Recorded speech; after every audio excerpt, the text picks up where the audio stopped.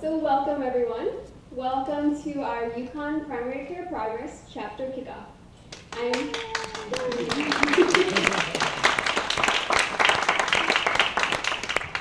I'm Deborah Donnell, the president of our UConn chapter, and so I just want to start off by introducing our chapter as well as introducing what Primary Care Progress is. So first off, introducing the board. So again, I'm Deborah, I'm the president. This is Jess Wyman-Tudelo, and she is the Vice President of Outreach. Also, this is Rose Barham, and she is our Vice President of Clinical Innovation. We have Eileen Swansik, and she is our Vice President of Events and our Treasurer. And our newest members to our board, we have Doug Lambert and Martina Byrne. So, warm welcome to our full board. Everyone's been working really hard to make tonight a huge success, so I hope you guys enjoy. I'd also like to introduce, we have a lot of members of the National Primary Care Progress team here with us tonight. So I want to take this first moment to introduce them because they've been incredibly helpful throughout the process. So first, way up in the back, we have Wing Duan.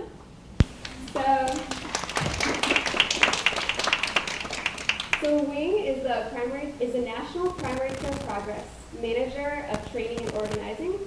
She has a background in public policy and global health. Wing has been dedicated to organizing communities to fight for social justice. She's a skilled teacher and leading trainings about strategic organizing and coordinates primary care progress field efforts. She works closely with primary care progress chapters, and so we've been fortunate to have had Wing's coaching and support from the very beginning of our chapter. From Wing's initial phone call with me about why I wanted to start a UConn chapter, to her coaching and support for this kickoff, we've truly appreciated all of her help and expertise. So I'd like you guys to give a warm welcome to Wing. Thank you. We also have with us here today, Catherine Rizos. Here. So she is the National Primary Care Progress Community and Content Manager. She with a BA in Spanish and an MPH. She's a public health advocate with a background in language, literacy, and visual art. She's worked in the community outreach at anti-hunger nonprofits in Baltimore and with student development programs at the University of Washington. At PCP, Kat helps to build online community, develops and edits both print and web content, and works to ensure the website's accessibility and utility. So, warm welcome to Kat. Thank you very much. And we'd also like to welcome Jeanette Restivo, who's back up there. So, Jeanette is from the National Primary Care Progress as the Director of Media and Communications. She's a writer, producer, and editor with 12 years of media broadcast experience, who has made news stories, features, and documentaries for nonprofits, government agencies, websites, and networks, including ABC, PBS, History and Discovery Channels, and the National Geographic. So a warm welcome to Jeanette. Thank you for joining us. So with that, we then like to also define what is primary care progress. So I appreciate you guys all coming out here tonight to learn more about this. Primary care progress is aimed to revitalize primary care. We want to improve the primary care culture at UConn and to raise awareness about the present realities of primary care and the future of primary care. We aim to bring students together, all students who are interested, whether interested in family medicine, pediatrics, or internal medicine, to unite for the common goal of improving patient care. Everyone interacts with primary care at some point, whether a specialist or in primary care yourself. So primary care progress is aimed for everyone's involvement so we can all learn together about primary care. So with that, I wanted to start off with a little story. So I've known that I wanted to be a doctor from a very young age, and I've gotten so much family support throughout this process, which I've really appreciated. Last year on Thanksgiving, I remember I could smell the turkey, all the delicious food cooking, all the many different conversations going on in the room around you, and a palpable joy because holidays are just so much fun. And I was talking to one of my relatives who is a medical specialist. When he asked what specialty I want to go into, I replied that I want to go into primary care. However, he responded that primary care is a waste of a medical education, that you're too smart for primary care, that all primary care doctors do is refer out. This stopped me in my tracks. I've heard things like this many times before, but this really surprised me because he's family.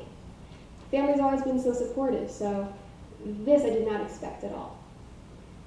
I was sad that he felt this way, and all I could think about were the amazing primary care experiences that I've had through migrant farm worker medical clinics and my ProHealth Family Medicine SCP site, which have allowed me to see the beauty and the value of primary care.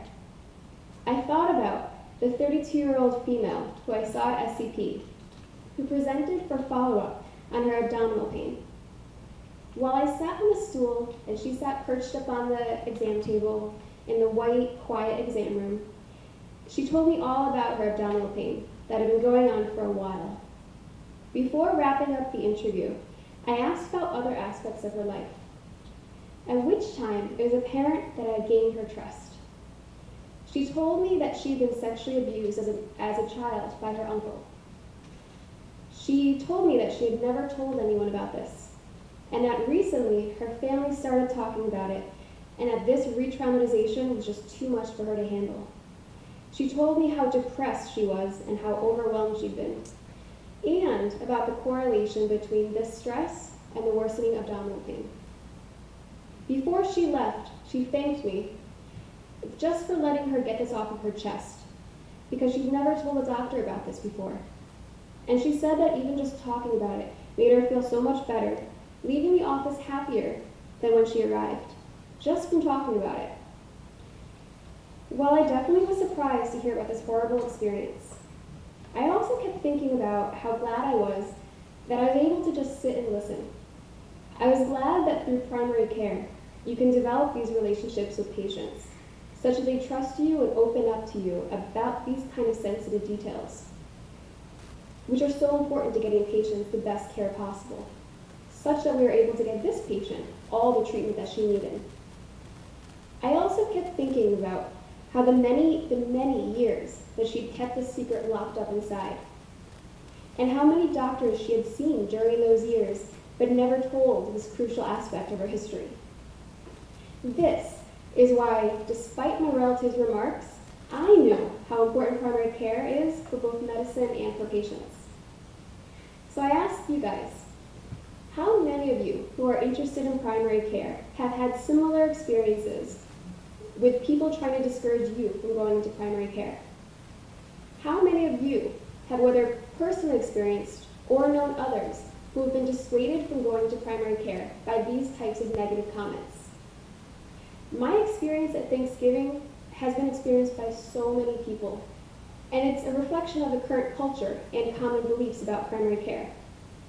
However, not everyone hearing these responses has had positive primary care experiences to counter them.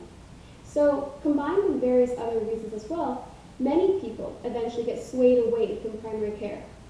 But our patients need good primary care doctors. This is why now is the time for action.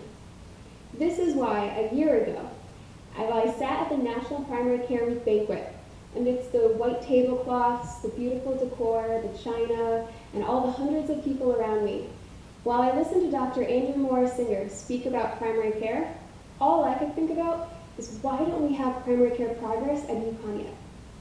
So, after talking to Andrew and Wing, I went on a quest to find some really minded students, and fortunately, I found Rose, Jess, and Eileen, and so we've been working hard over the past year to bring primary care progress advocacy to UConn. So here we are today. This is the time to learn together about primary care. Whether you're interested in primary care or whether you're in specialty medicine already, we can all learn together to learn about primary care, about its value, its challenges and opportunities for change, and about its future.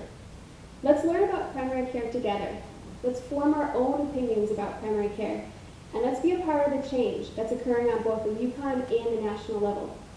Let's learn together so we can be primary care advocates, such that when we hear people like my relatives' comments, we can know how to change the conversation. You can be a primary care advocate starting right now. I ask each of you to support primary care by giving your voice by signing the Primary Care Progress Pledge that you each should have gotten a copy of on your way in. If not, it's right out there on the table, and so we ask you each to sign this Primary Care Progress Pledge. Through primary care progress, let's decrease the negative comments like those made by my relative, and let's try to increase patients' positive primary care experiences like that of the 32-year-old. And with the pledge, we can make this change starting right now. So thank you.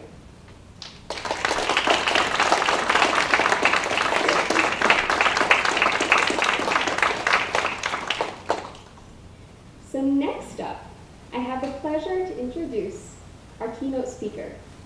Dr. Andrew Morris Singer is the president and principal founder of the National Primary Care Progress. In the spring of 2009, he founded the precursor to Primary Care Progress to advocate for improved primary care and programming at Harvard Medical School. Since then, he has been inspiring and supporting the growth of primary care progress chapters like us across the United States. Dr. Andrew Morris Singer is board certified in internal medicine and practices medicine in a patient-centered medical home in Boston, Massachusetts. He is a Harvard Medical School instructor in medicine. Dr. Andrew Morris Singer is a former community organizer and trainer with over 15 years of advocacy experience. He advocates for utilizing organizing strategies to advance primary care clinical innovation and the critical role of trainees in revitalization of primary care. Dr. Andrew Morris Singer is an inspiring example of primary care advocacy and successful leadership, as he and his enthusiastic and organized team have accomplished so much since the start of Primary Care Progress. We are so honored to have him here today as our keynote speaker. So without further ado, I would like to welcome Dr. Andrew Morris Singer.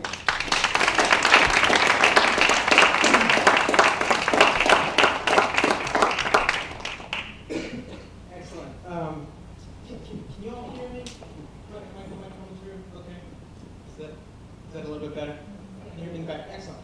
Well, first of all, Aurora, don't sit down. It's that type of leadership and team orientation that gives me such hope about primary care in this country. So can we give her a hand?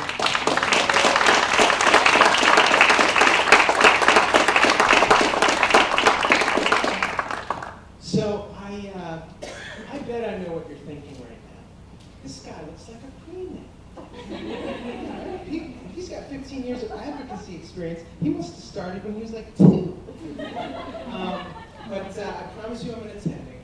And it's really cool to be with you all tonight. I care a lot about primary care. And when I was a 4th-year medical student, I came really close to losing my own mom, essentially because she didn't have a primary. I want to introduce you to her. Her name's Linda Singer. And she's 65, and she lives in New Jersey, where I grew up. She used to be a social worker, and then she became a substitute teacher. She's been doing that for over a decade. She works at the elementary school that I used to go to, so she's always hearing about what a horrible person I was, and it's amazing that I actually did anything about it. And she's an active person. She's a gardener. She walks. She does this Eastern European folk dancing with her friends on the weekend. I'm sure it's a little bit more involved than that. But in my 4th year of medical school, she developed a community-acquired pneumonia, ended up with acute respiratory distress syndrome, was on a ventilator for 6 weeks, essentially because she didn't have primary. Now, it's not that she didn't have care. My mom actually had a lot of care. She had some fantastic specialists that she went to see. Right? She had an ear, nose, throat doc, she had an endocrinologist, and she had an orthopedist. But she didn't have a comprehensive, she didn't have a primary care practitioner. Someone focused on the full comprehensive care, all of her care needs. Right? Acute problems, prevention, screening, management of chronic issues, care coordination, so she and her issues didn't fall through the cracks. So as she started developing these non-specific symptoms around Valentine's Day, right? Fatigue, malaise, night sweats, just not feeling herself. She got bounced back and forth from specialist to specialist. No one followed up. No one coordinated her care. And no one listened to her lungs with a stethoscope.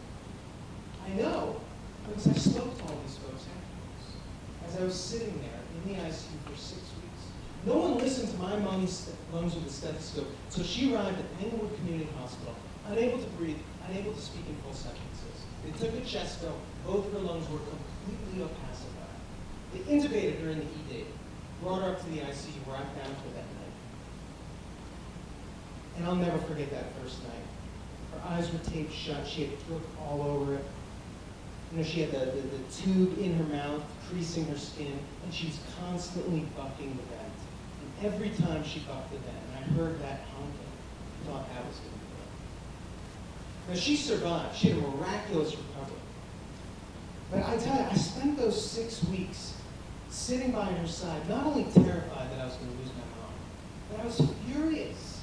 I was so angry because while my mom and millions of other Americans like her were suffering great catastrophic health outcomes because of lack of primary care, I was going to a medical school that was actively discouraging us from going to primary care. It was actively saying, you're smart, why would you go into primary care? Or if you're interested in family medicine, why did you come to this medical school?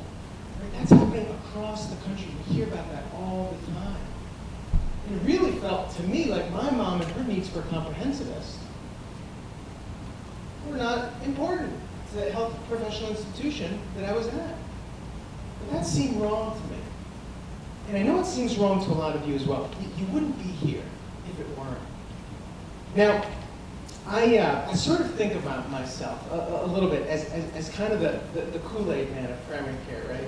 So there you are, right? You're sitting in your lecture on the Krebs cycle or whatever, and then all of a sudden I come smashing through the wall. I'm like, hey folks, primary care doesn't totally suck. But here's the deal. We have a lot of problems in primary care that we need fixing, right? Let's talk about this for a second. Despite the fact that 18% of GDP in this country gets spent on healthcare, only 5 to 7% of that gets spent on primary care, right? Around 5% gets spent on mental health and substance abuse, right? And this poor investment in primary care has consequences. We got a shortage of primary care practitioners in this country. 60 million Americans. 1 in 5 go out with a regular source of primary care. They are without a regular source of a comprehensivist, right?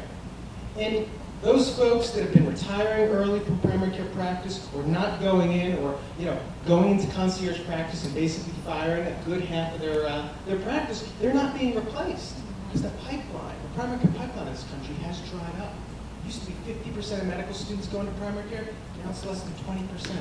We're seeing similar decreases amongst the PA community, similar decreases amongst the NP community.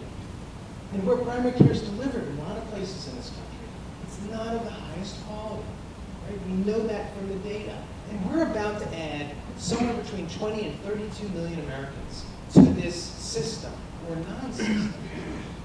So we've got problems, but my background is community organizing, right? And one of the things that I used to sort of really focus on is how do you bring groups of people together to fix problems? And I personally believe that the biggest problem we have in primary care are actually not these things, but it's actually this. We're community divided. Right? We've got the nurse practitioners and the MDs fighting over who is a real primary care provider. And even with the MD community, we've got the family medicine docs and the internists fighting over who's the real primary care. Community divided can't fix big problems. So I'm here tonight essentially to talk to you about the basic concept of team. Right? Can we as a primary care community come together as a team to deliver a better quality of primary care, to advocate for the policies that we know this country needs, and to innovate in education, care delivery, right, and training. Now, quick question for you guys. True or false? We healthcare professionals, especially us MDs, we are particularly good at being on teams. What do you think? No. Yeah. Now, I don't have data on this, but I agree. Right, so being on a team is not rocket science, right? There's something about our training, there's something about our culture in healthcare that makes it hard, that basically teaches us that this is the way to face the world. Right? So I was a community organizer, right? I was literally like parachuted into communities to help them fix problems by forming teams. So I showed up to residency, literally my first call night. And I was on the heart failure service. And Dr. Lynn Stevenson was my attendant. She's like the world's expert in heart failure. And she's got this pin on her white coat she always wears that says, "Failure is not an option." It's awesome. Anyway, I get this really sick list of patients, right? Intern, first night of call, and Lynn sends me a page. Give Mr. Smith big dose of Lasix. So I put in the order. I was like, no problem. Right? Let's be honest, actually. I was like, oh my God, so good. So as I was putting in the order, Chris, the resident, said to me, that's a big dose of Lasix. We're going to need to watch the lights tonight and replete them. And I was like, what are you talking about? The lights seem to be working. And he's like, don't worry about it. Just put in the order. I'll take care of it. He didn't take care of it. 3 a.m. I got a page. Mr. Smith was coded. His K was like 2.2 or something like that. The page said, get up here. Now, Mr. Smith survived that night. But what died that night was my willingness to not operate like that. To count on other people to protect my patients. Right? I realized that night that I had to check my own check boxes. I had to protect my patients. I couldn't count on other people. And I feel like a lot of us in healthcare have experiences like this that teach us that the Lone Ranger approach is the way to get things done. Not only protect our patients, but get out of the hospital early. Now this works to expedite a chest film, but when it comes to fixing some of the big problems we face in healthcare, this doesn't work. We need to work as a team. So here's the question for us to consider tonight. What would it be like for the primary care community to come together as a team, right? To break down our silos, to find our common interests, and really start taking advantage of this historic national moment to advance primary care. I mean, is that even possible? Of course it is. We see examples every day of primary care teams coming together, right? Team-based care, team-based primary care delivery. It's taken off around this country. It was exposure, actually, to this model. That's the reason I'm here today. It salvaged my interest in the primary care career. And it was access to this model that saved Mark's life. So Mark is a patient a few of you might have heard about, that I talk about a lot. He's a 61-year-old guy from New Hampshire, and he's a limo driver. And he drives people and parcels all over the Northeast. He's got some fantastic stories. He's driven some famous people and some not famous people.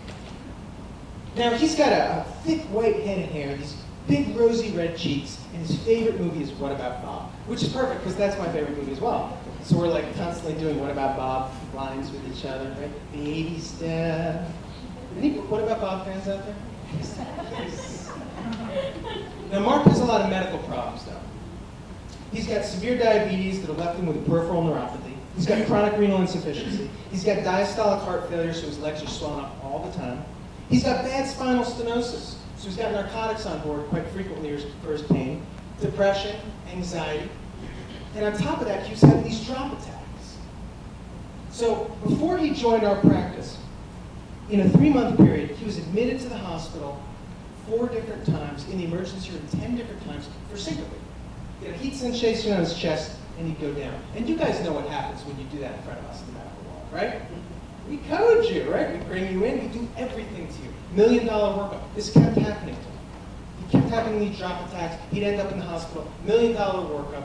Meds would be started, meds would be stopped. No coordination of care, no communication with the outpatient team. And think about what it was like for his outpatient provider to try and manage all that within the confines of that 15-minute visit, right? Impossible. This kept happening. Mark's life was incredibly out of control. He wasn't able to drive anymore. Increasingly, he wasn't able to leave his home. His payers, right, the people paying for care were like burning through money. The providers that were taking care of him were increasingly frustrated.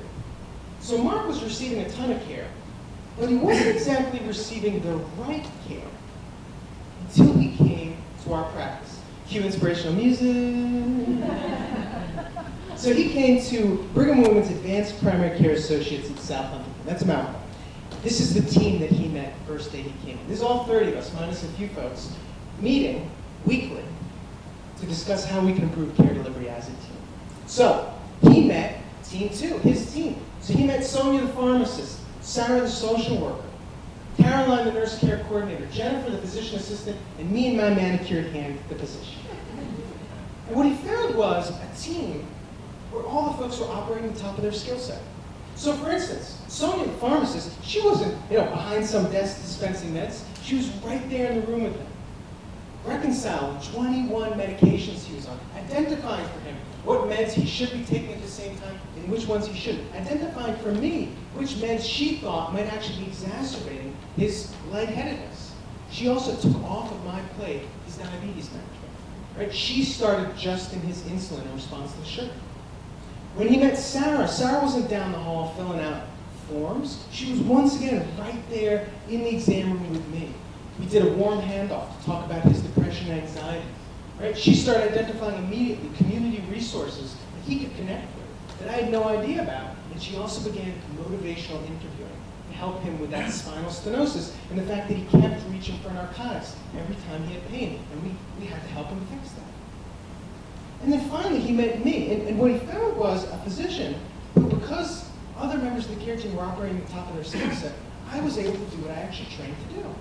So I was able to build a therapeutic relationship with a patient, coordinate and synthesize information in concert with the specialists, and make difficult diagnostic and management decisions. Within 3 months of being in our practice, 2 amazing things happened for Mark. Firstly, we figured out the drop attacks. And there's Jennifer St. Pierre, the physician assistant, and I. It's not because we're genius, right? It's because we actually had time to focus and synthesize the information. Mark had every single test done to him except one, testosterone. They never checked his testosterone level, right? Despite all the bubble studies, all that other stuff he had. We slapped the testosterone patch on his arm. Drop attacks go away. Drop attacks go away. Mark can get back to work. Mark gets back to work. Guess what happens to depression and anxiety? Improves significantly. Second thing that we discovered was Mark's a big drinker. Sarah discovered it actually. What do you mean, Mark? You're going to go home and have a drink? How much do you drink?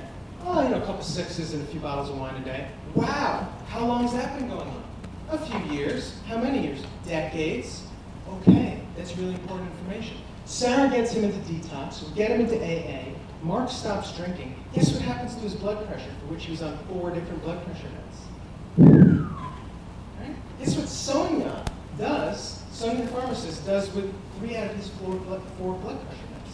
She gets rid of them.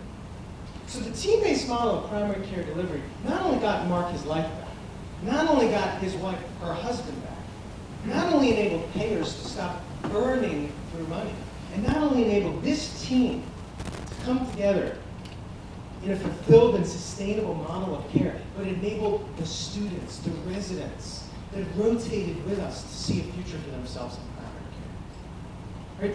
This model of team-based primary care delivery taken off around the country right now. Because what it's enabling us to do is move from this old Lone Ranger model of care to a new one, right? This is the Lone Ranger model, right? Most of you guys are familiar with this, where the providers, could be a nurse practitioner, MD, PA, they're the bottom, right? They've got to do all the different stuff that patients need. Preventive medicine, manage chronic disease like heart failure, diabetes, refill those meds, deal with headaches and acute abdominal pain, and deal with test results.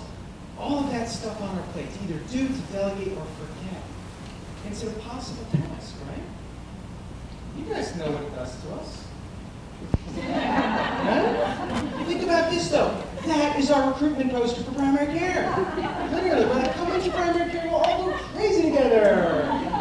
So we've moved away from that. The team-based models enable us to move to this model, where all members of the care team operating at the top of our skill set, where we're sharing the myriad of tasks that need to happen, not only for the patient right in front of us, but for all patients in that panel. So this shared care, obviously it helps with capacity, right?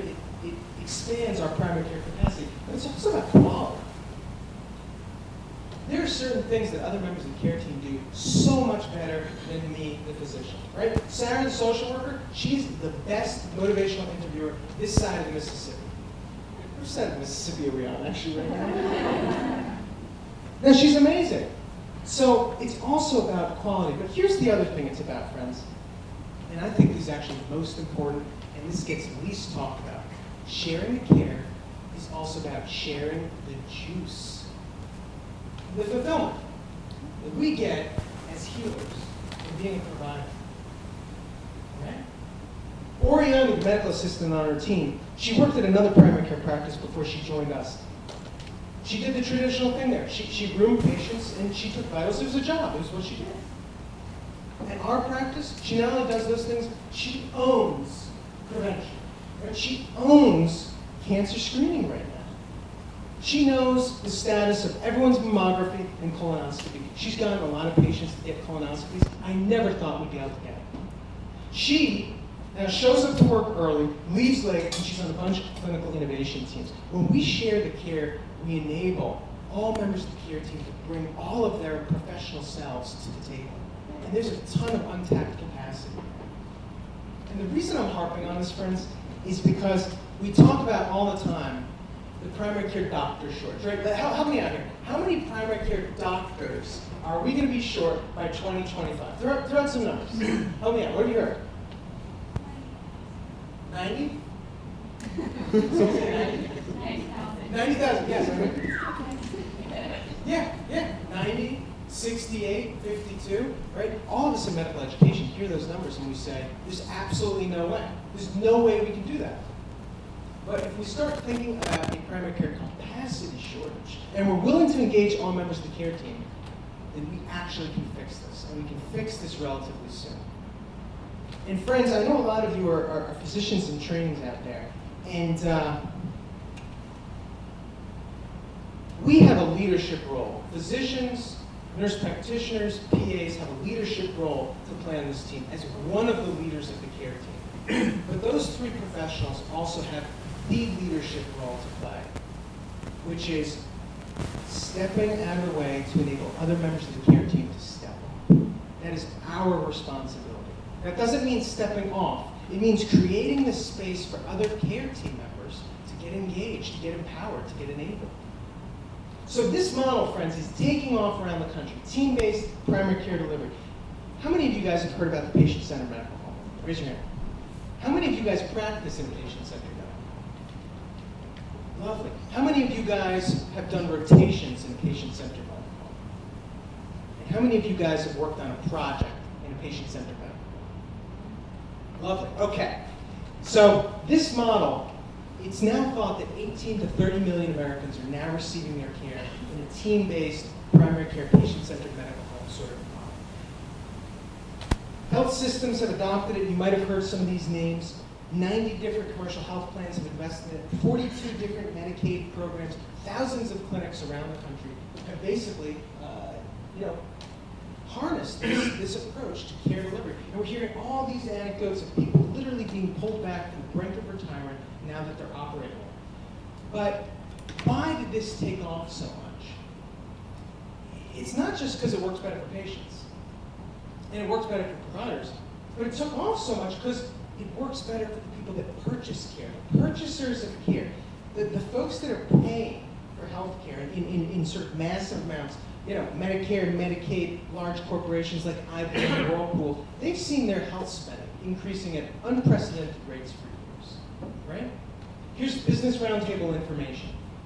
Basically, spending between 2001 and 2009, and then projected spending between 2009 and 2019. What you can see is unsustainable growth in healthcare spending, making it increasingly difficult for these corporations to hire new workers, increase benefits, right? Increase salaries, open a new plant.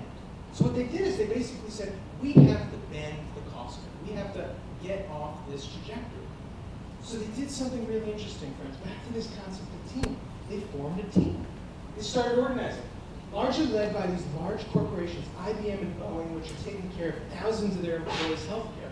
They came together and formed this team called the Patient-Centered Primary Care Collaborative. They brought together providers, payers, elected officials, patients, and they basically came together to do something radical in primary care. Because they had two major realizations. Number one, primary care creates value for individuals and society. And number two, they actually have financial leverage to get what they want. So on the first concept, a lot of these corporations, the data out there, the Starfield data on the value of primary care has been around for years, but what they were looking at were their claims data. And they started realizing, wait a second, those of our employees who have primary care, their diseases are better managed, they're spending less time in the emergency department, they're being hospitalized less, and all that for lower spending. Why aren't all of our patients having robust primary care? That's literally what they started saying. But they said, you know what, we want a different form of primary care. We want proactive care. Right? You hear Paul Grundy talk about this all the time, Dr. Paul Grundy, the IBM Healthcare Transformation. Payers and purchasers wanted to replace late rescue sick care with upfront primary care, right? The management of populations. They also wanted another thing. They wanted better access. They didn't want their patients, their employees, just to be seen face to face. They said, we want you to be able to see these folks via telephone and email. And most importantly, we want to be able to take the data we have about how our employees are doing health-wise and push it into the primary care space and ask you guys in primary care to be accountable to it, to identify the gaps in care delivery and improve upon it. And if you're willing to do that, we will pay you more. That's literally what is happening. Right now in primary care, you can make an additional $90,000 per year as a primary care provider in this sort of a model.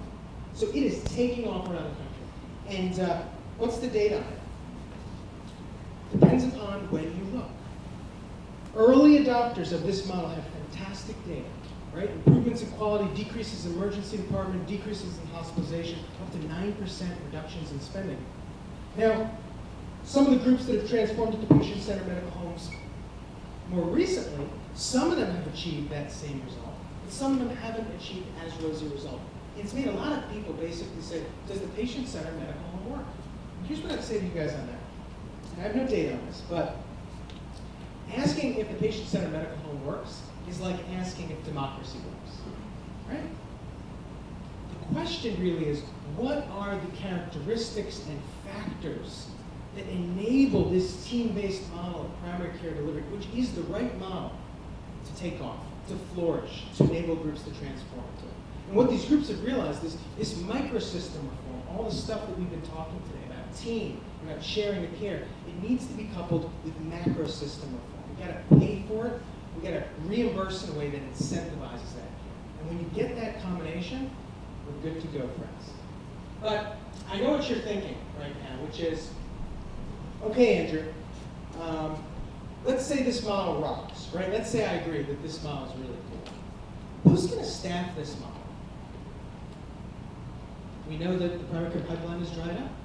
And of those folks that are actually graduating from health professional training institutions, do they actually have the skills, the knowledge, and the attitudes to be successful? Now, I don't know the answer to that second question, but I'll tell you what I do know. The overwhelming majority of health professional trainees in this country are spending their clinical time in clinics that are taking care of some of the most sick, complicated patients who really have care needs, using some of those antiquated, dysfunctional models of primary care delivery, frequently being mentored by Mr. Happy, who frequently turns to them and says, hey, don't make the same mistake I made. Right? Every system is perfectly designed to get the results it gets. That's what Don Berwick says all the time.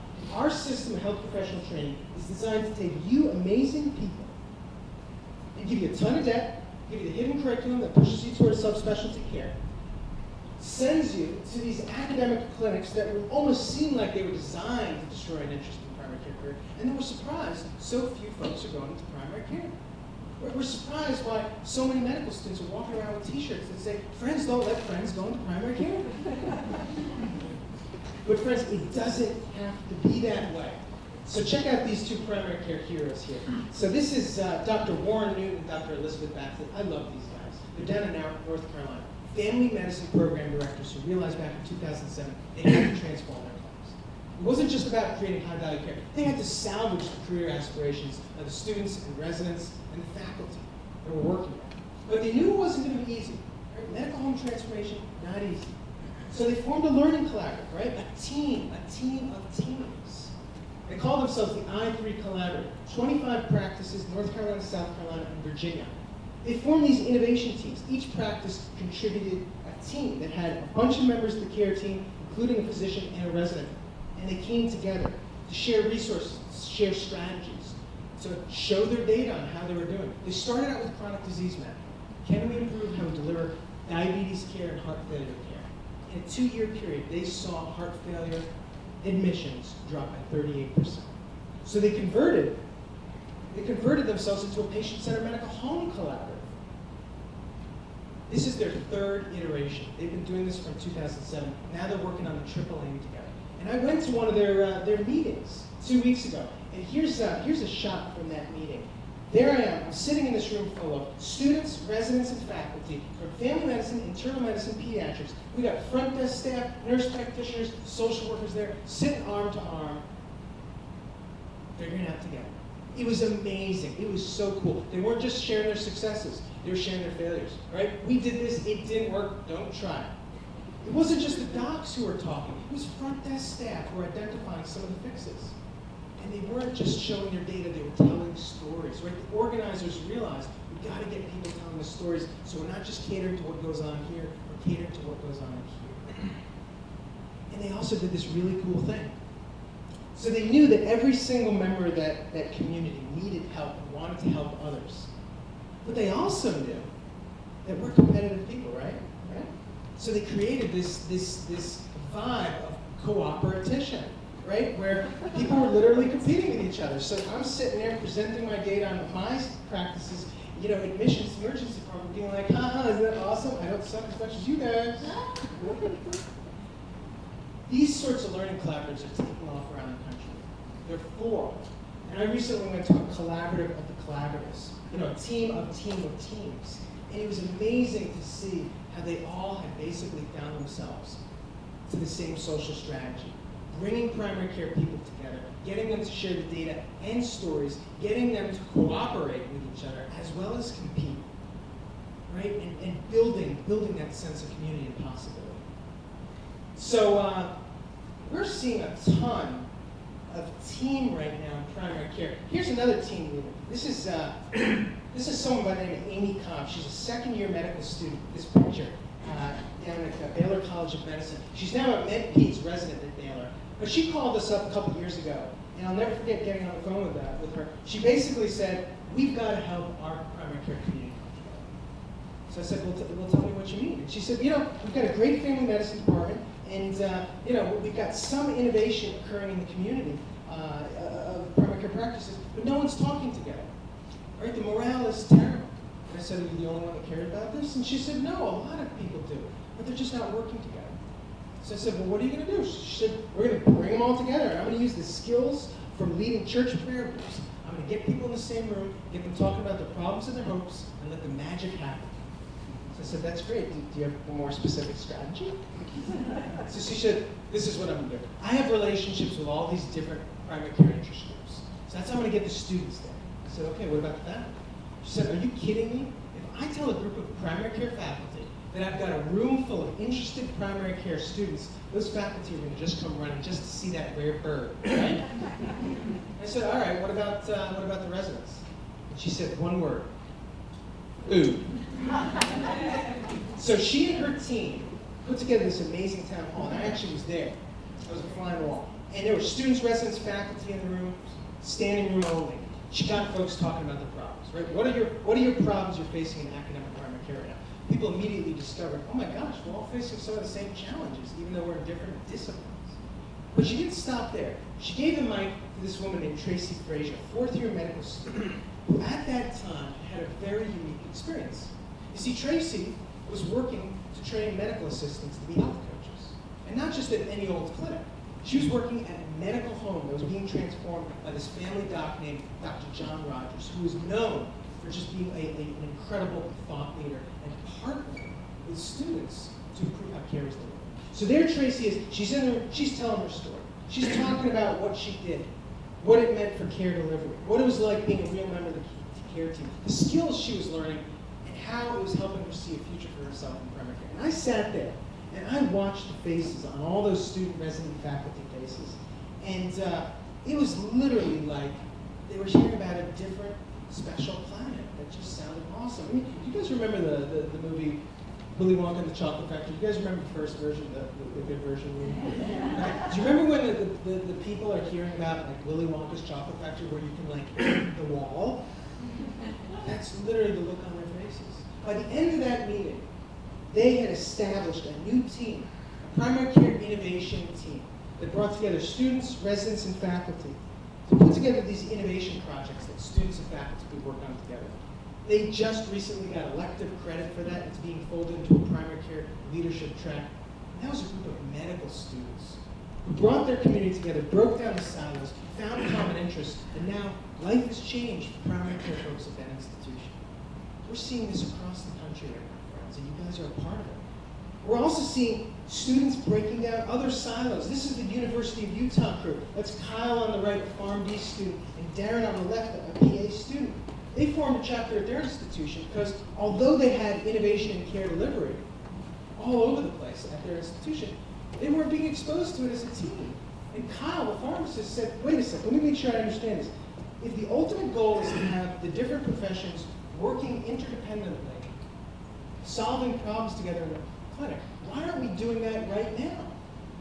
That's why they formed their team, to create interprofessional opportunities for students to get exposed to new models of primary care delivery and promote it. And there's their team. This team is being joined by a whole variety of folks, including specialists. So, last quick story about the next group of people that joined the primary care team. How many of you guys have heard about Project Echo? Excellent.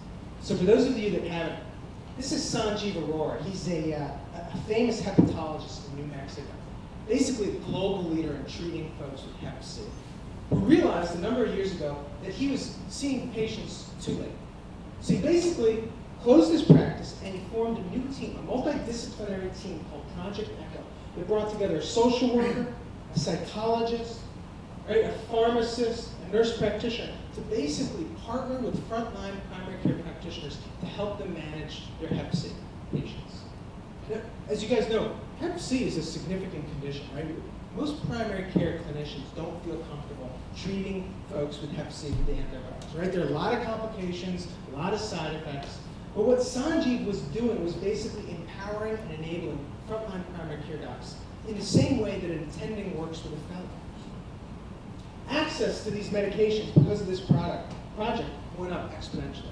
But here's something interesting they found. The patients treated by the frontline primary care doc being mentored by the specialists, they didn't have increased rates of complications compared to the specialists back in Albuquerque. That's amazing. This has now expanded to 13 different disease conditions, 34 sites around the country, where specialists are demonopolizing their expertise and empowering and enabling the frontline primary care doc. The military calls this force multiplication.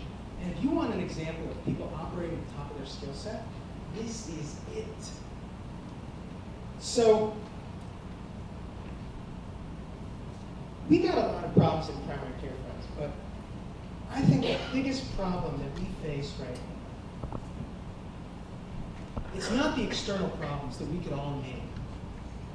I think the biggest problem that we face in primary care right now is how those problems make us feel about ourselves, our propensity for community, and our ability to fix some of those challenges. I think a lot of us are walking around feeling like this. I know I do.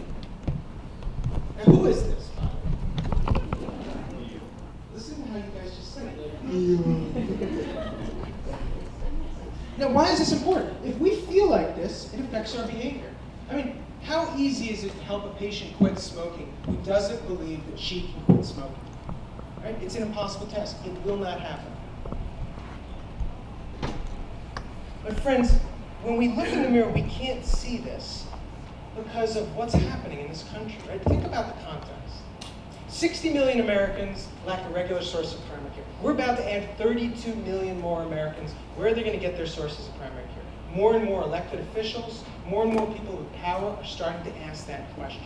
At the same time, we've got this multi-stakeholder coalition that is now investing in primary care. They've literally got a handout asking primary care to step up, to partner with them, to deliver something that this country needs. That's the context we're dealing with. So when we look in the mirror, we cannot see that any longer. This is what we have to see. Now help me out a sec. Who is this? And what movie is this? I can't hear you. Okay. Now raise your hand if you haven't seen this movie. I dare. All right. So for those of you that have, here's the deal. Here's what you need to understand about the movie. Arnold Schwarzenegger is now the good Terminator, and he's basically coming back in time to save Sarah Connor from being killed. Being killed by who? The new Terminator, right? He's this funky new Terminator. He can basically turn his arm into a steel pike and impale you through the skull through a milk carton, which is an intense way to go out. Anyway, here's the scene. Sarah Connor is sitting there on the floor. And the new Terminator, the bad guy, is right over there. And we know if he walks down over there and gets to her, she's dead. And he's walking. All of a sudden, this guy, the good guy, smashes through the wall. He puts out his hand and he says, "What?" Give him a hand. Did you hear the accent? So let me ask you a question. Did he say, "Do you know how long I've been looking for you?" Right? Or did he say, "Do you realize how tight this black leather motorcycle jacket is?" No. What he said was, "I'm your savior. You want to live? Come with me. You're about to die." And the reason I say this, friends, is that's got to be our mantra going forward as primary care people. Come with us if you want to live. No, hold on 2 seconds. Do not say this in your class. Right? Don't do it. Don't walk up to Mr. Smith and say, "Mr. Smith, good to see you. Come with me if you want to live." That'd be weird. But what I am saying is we have to wear our value proposition on our sleeves. If you look at a lot of the leadership in the primary care community, they're trying to get other people to care about our problems. No one cares about our problems. It's a bad strategy. It's a politically dead strategy. What we have to do is we have to start talking about their problems and how we can solve their problems. So when we're talking to the leader of a healthcare system, what we should not be saying is, "It's not fair, we aren't paid enough, the specialists are paid so much more than we are." We have to say, "Hey, I just heard you signed an accountable care organization contract. You're now managing risk. What's your plan to invest in primary care? Because if you don't have a plan, you're gonna get creamed. Come with us if you want to financially live." And when we go talk to leaders of academic environments, right? Health professional training institutions, we can ask the question, have you been visited by elected officials yet at the state and federal level who are now being approached by their constituents saying, "I now have healthcare coverage, but I can't find a primary care practitioner. What is your average medical school doing about this?" Right? What is their plan to revitalize the primary care pipeline at their institution? Because if they don't have a plan, they're going to get politically creamed. Come with us if you want to politically survive. We have to start talking about their problems and our ability to fix them, because primary care is the only space right now where you can improve quality and decrease spending at the same time. We have to start talking, because that's where this country is. And if we start thinking that, and we start talking that way, we're going to start behaving differently. So back in 2010, we said, you know what? Let's just create a space where we can think about, talk about, and act on behalf of primary care differently. We basically said, let's build a team, right? Let's break down the silos that have separated the professions, the silos that have separated the disciplines. Let's act, strategically. Let's put together mini campaigns to advance primary care local institutions, and let's have students in the driver's seat. Because you show me one social movement in this country that's fixed a major social problem that hasn't been carried on the shoulders of young people. Show me one. So we've got 35 chapters around the country right now. I could tell you dozens of stories about amazing stuff they're doing, but I don't have to. You're seeing it tonight, right? You saw Deborah and that fantastic team. You're hearing about the plans here. This is such an exciting moment. But I want to bring you back to that question that I posed at the beginning, which is, what would it look like for the entire primary care community to come together? For all those of us who believe we have to revitalize the primary care workforce pipeline, what would it look like for us to get moving in the same direction and unite our voices? We've been told for so long, MedEd doesn't change, right? Or these communities can't come together, right? The nurses and the docs, we just don't get along. But maybe it doesn't change because we've used the Lone Ranger model to fix problems. We've never really tested the proposition of, what if we came together? What if we harness the notion that each of our voices is important? Each of us has power, and when we unite it, we actually have a winning proposition. Well, we set out to test that possibility by launching the Primary Care Project about 3 weeks ago, a national campaign to draw attention to the importance of revitalizing the primary care program, to unite all of our voices with 2 layers, an awareness-raising campaign that anyone can participate in, and then campaigns around the country at local institutions to advance primary care, get trainees exposed to new models of care, and advocate for reform of care.